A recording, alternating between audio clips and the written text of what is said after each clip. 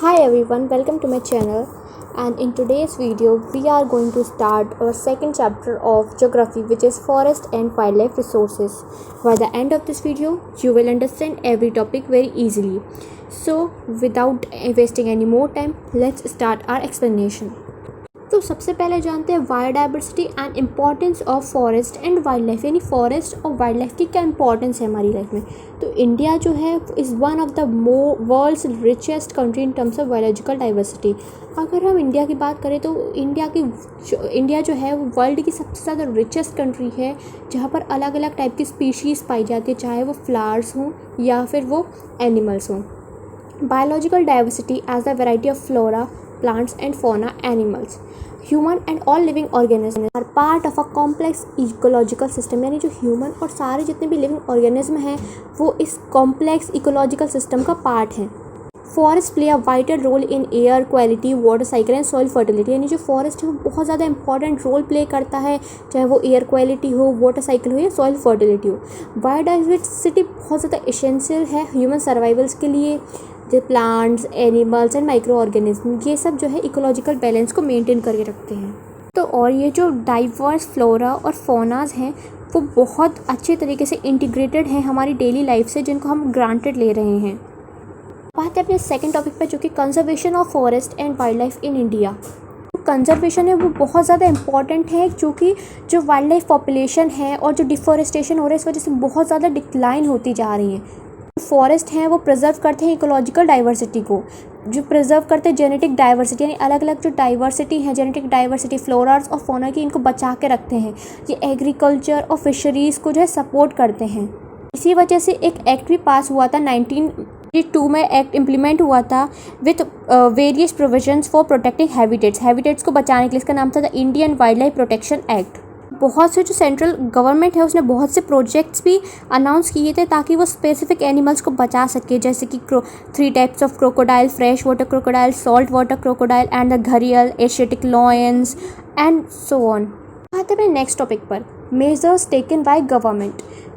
कि मैंने आपको बताया कि जो गवर्नमेंट है उसने भी बहुत से मेजर्स लिए हैं, जैसे कि उसने पब्लिश किए है all India list protected species के लिए, हंटिंग को बैन कर दिया, लीगल प्रोटेक्शन दी हैबिटेट्स को, and trade in wild life restrict कर दिया गया, नेशनल पार्क्स और वाइल्ड लाइफ सेंचुरीज़ का एस्टेब्लिशमेंट हुआ। कुछ प्रोजेक्ट्स भी बनाए गए प्रोटेक्ट करने के लिए इंडेंजर्ड स्पीशीज़ को, जैसे कि tiger, one horn rhinoceros, Kashmir stag, crocodiles, Asiatic lion, Indian elephant, black buck, great Indian bustard, so on. जो टाइगर है वो one of the key wild life species, यानी बहुत इंपॉर्टेंट स्पीशीज़ है। 1973 में अथॉरिटी को ऐसा रियलाइज़ हुआ कि जो टाइगर की पॉपुलेशन है वो 1827 आ गई है 55,000 से, और ये the major threats to tiger population, और जो मेजर थ्रेट्स हैं जैसे कि poaching for trade, shrinking habitat, depletion of prey waste species, growing human population, इन सब वजह से। तो जो ट्रेड होता था टाइगर स्किन्स का, उसकी बोन्स का, मेडिसिन वगैरह की, इन सब की वजह से टाइगर को बहुत ज़्यादा जो पॉपुलेशन थी वो डिक्लाइन हो गई थी। India and Nepal hold about 2/3 of global tiger population. India और नेपाल के पास 2/3 जो है ग्लोबल टाइगर पॉपुलेशन है। अब आते हैं शिफ्ट इन कंजर्वेशन फोकस। तो जो कंजर्वेशन है वो फोकस करता है biodiversity as a whole, rather than individual species को छोड़कर वो पूरे बायोडाइवर्सिटी, सारे एनिमल्स, प्लांट्स पर फोकस करता है। नए फोकस में जैसे कि इंसेक्ट्स आ जाते हैं, butterfly, moths, beetles and dragonfly. Act हुआ था 1980 और 1986 उसमें बहुत सी इंसेक्ट स्पीशीज़ थी वो भी प्रोटेक्टेड लिस्ट में ऐड हो गई थी। 1991 में प्लांट्स को भी ऐड कर दिया गया था प्रोटेक्टेड लिस्ट में। टाइगर रिजर्व्स इन इंडिया, बहुत से टाइगर रिजर्व्स हैं इंडिया में, जैसे कि Corbett national park, Sundarban national park, Bandhavgarh national park, Sariska wildlife sanctuary, Manas tiger reserve in Assam and Periyar tiger reserve in Kerala. बात है अपने नेक्स्ट टॉपिक पे, जो कि types and distribution of forest and wildlife resource, यानी किस टाइप का डिस्ट्रीब्यूशन है और किस टाइप के फॉरेस्ट और वाइल्ड लाइफ रिसोर्सेज को डिस्ट्रीब्यूट किया गया है। तो सबसे पहले आते हैं रिजर्व फॉरेस्ट, यानी कि जितनी भी more than half of the total forest land, यानी आधे से ज़्यादा जो टोटल फॉरेस्ट लैंड है मोस्ट वैल्यूएबल कंसीडर कर दिया गया है फॉर कंजर्वेशन। दूसरे आते हैं प्रोटेक्टेड फॉरेस्ट, जो almost 1/3 forest, total forest area में से जो 1/3 पार्ट है उसको प्रोटेक्टिव फॉरेस्ट घोषित कर दिया गया है, क्योंकि जो प्रोटेक्टिव फॉरेस्ट हैं उनको बचाया जा रहा है फर्दर डिप्लीशन से। और अनक्लास फॉरेस्ट में फॉरेस्ट भी आ जाते हैं और वेस्टलैंड भी आ जाते हैं। बहुत से जो अनक्लास फॉरेस्ट हैं इन एनी गवर्नमेंट और इंडिविजुअल और कम्युनिटी कोई भी यूज़ कर सकता है। मध्य प्रदेश में सबसे ज़्यादा लार्जेस्ट मध्य प्रदेश है परमानेंट फॉरेस्ट के अंदर 75% उसके जो टोटल फॉरेस्ट एरिया, जैसे कि हाई जो रिजर्व फॉरेस्ट एरिया है वो है जम्मू कश्मीर, आंध्र प्रदेश, उत्तराखंड, केरला, तमिलनाडु, वेस्ट बंगाल और महाराष्ट्र। और जो हाई प्रोटेक्टेड फॉरेस्ट एरिया है वो है बिहार, हरियाणा, पंजाब, हिमाचल प्रदेश, उड़ीसा, राजस्थान और north eastern states and parts of Gujarat. और रिजर्व और प्रोटेक्टेड फॉरेस्ट को ही मिलाकर बनती है परमानेंट फॉरेस्ट। मेंटेन किए जाते हैं for the purpose of producing timber and other forest produce and for protective reason.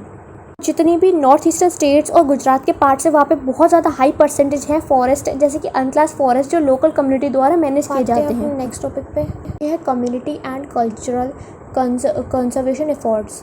तो जो फर्स्ट है, जो कम्युनिटी इन्वॉल्व हुई है कंजर्वेशन में, जो लोकल कम्युनिटी है उन्होंने भी हेल्प की है हैबिटेट्स और कंजर्व करने की और अपोज करने की हार्मफुल एक्टिविटी, जैसे कि माइनिंग, जिसका एग्जांपल है सरिस्का टाइगर रिजर्व।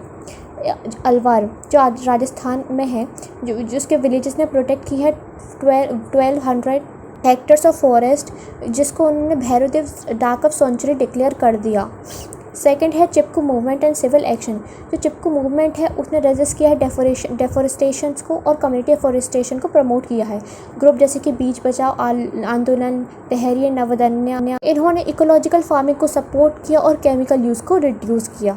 आते अपने नेक्स्ट उसमें जो कि है जॉइंट फॉरेस्ट मैनेजमेंट, जो कि 1988 में उड़ीसा ने स्टार्ट किया था। इसने इन्वॉल्व किया विलेजेस को इन मैनेजिंग डिग्रेड फॉरेस्ट को मैनेज करने में। प्रोवाइड करती है कम्युनिटी मेंबर्स को बेनिफिट, जैसे कि वो उनको बचाते हैं तो वो रिटर्न में उन्हें प्रोटेक्शन एफर्ट्स के ज़रिए में उन्हें प्रोडक्ट्स देते हैं। और इसी तरह से ये बहुत अच्छा एग्जाम्पल है। अपने नेक्स्ट टॉपिक पे जो कि है sacred groups and cultural conservation.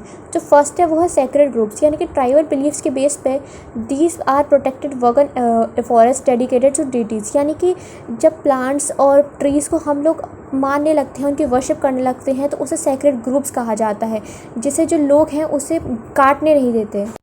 Interference in these forests is strictly prohibited. Worship and sacred trees. Mundas and Santhals worship mahua. जो मुंडास और संथाल्स हैं वो महुआ की वर्शिप करते हैं। कंबडा, टर्मरिंड, मैंगो इन सब की वर्शिप करते हैं। Sacred trees and animals are protected by customs, जैसे कि blackbuck in Bishnoi villages. Third है कल्चरल ट्रेडिशन कंजर्वेशन। जो ट्रेडिशनल मेथड्स हैं वो प्रोटेक्ट करते हैं स्प्रिंग्स, पीक्स, एनिमल्स और प्लांट्स को। जो कम्युनिटी है वो इन्वायरमेंट को अपहोल्ड प्रोटेक्शन प्रोवाइड करती हैं थ्रू वैल्यूज़ और रिचुअल्स के ज़रिए। यही तो हमारा छोटा सा ज्योग्राफी का सेकंड चैप्टर जो कि ख़त्म हो चुका है। आई होप आपको ये समझ में आया होगा। अगर आया है तो जल्दी से वीडियो को लाइक, सब्सक्राइब और शेयर कर देना, ताकि आने वाली वीडियोज़ की नोटिफिकेशन को आप मिस ना कर सको। तो मिलते हैं नेक्स्ट वीडियो में, तब तक के लिए take care, bye bye, thanks for watching.